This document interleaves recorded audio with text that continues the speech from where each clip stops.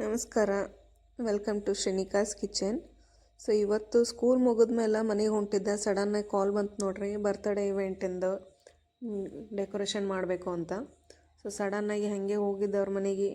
So ಯಾವುದು plan ಇರಲಿಲ್ಲ, ಏನು ಡೆಕೋರೇಷನ್ ಮಾಡಬೇಕು, ಹೆಂಗೆ ಮಾಡಬೇಕು ಅಂತ. ಸೊ ಏನು ಬರ್ತ್ಡೇ ಇತ್ತಲ್ಲ, ಅವರೇ ಪರ್ಚೇಸ್ ಮಾಡಿ ತಂದಿದ್ರಲ್ಲ, ಬಲೂನ್ಸು, ಕರ್ಟನ್ಸು. ಸೊ ಅವ್ರ ಮನೆಗಿದ್ದು ಹುಡುಗರೆಲ್ಲ ಹೆಲ್ಪ್ ಮಾಡತ್ತಿದ್ರು. ನನಗೆ ಟೈಮು ಇರಲಿಲ್ಲ, ½ ಟೈಮ್ ಇತ್ತು ಅಷ್ಟೇ. ಸೊ ಅವ್ರ ಮನೆಯವ್ರು ಹೇಳಿದ್ರು, ಎಷ್ಟಾಗ್ತದೆ ಅಷ್ಟೇ ಮಾಡಿರಿ, ಸಾಕು ನಮಗೆ ಅಂತ.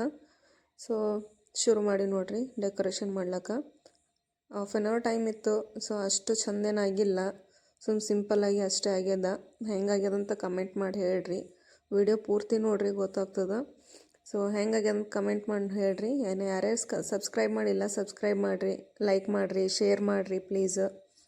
ಇದು ಫಸ್ಟ್ ಬರ್ತಡೇ ಅದು ನೋಡಿರಿ, ಹುಡುಗನ ಫಸ್ಟ್ ಬರ್ತಡೇ. ಸೊ ಹುಡುಗನ ಡ್ರೆಸ್ ಕಲರ ಮತ್ತು ಬಲೂನ್ ಕಲರ್ ಬೇರೆ ಬೇರೆಯೇ ಆಗಿತ್ತು, ಮ್ಯಾಚ್ ಆಗಿರಲಿಲ್ಲ. ಅವರು ಪ್ಯಾಕಿಂಗ್ನಾಗೆ ತಂದಿದ್ರು, ಅವ್ರಿಗೇನು ಗೊತ್ತಾಗಿಲ್ಲ ಯಾವ ಕಲರ್ ಅಂತ. ಮತ್ತೇನಪ್ಪ ಅಂದ್ರೆ ಪೈಪ್ ಇರಲಾರ್ದೆ ಬಲೂನ್ ಡೆಕೋರೇಷನ್ ಮಾಡ್ತೀನಿ ನೋಡ್ರಿ ನಾನು. ಹೆಂಗಂದ್ರೆ ಥ್ರೆಡ್ ಯೂಸ್ ಮಾಡಿ, ಥ್ರೆಡ್ ಇಲ್ಲ ಅಂದ್ರೆ ಗಿಫ್ಟ್ ಕವರಿಗೆ ಲೇಸ್ ಹಚ್ತಾರಲ್ಲ, ಲೇಸ್ ಇದ್ರೂ ಮಾಡ್ತೀನಿ.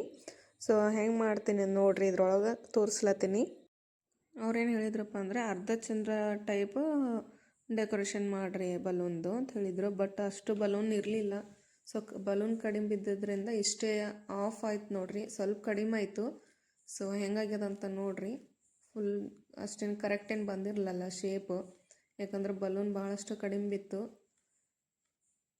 ಸೊ ಫೈನಲಿ ಈ ಲುಕ್ ಬಂದದ್ದು ನೋಡಿರಿ. ಸೊ ವಿಡಿಯೋ ವಾಚ್ ಮಾಡಿದ್ದಕ್ಕಾಗಿ ಧನ್ಯವಾದಗಳು.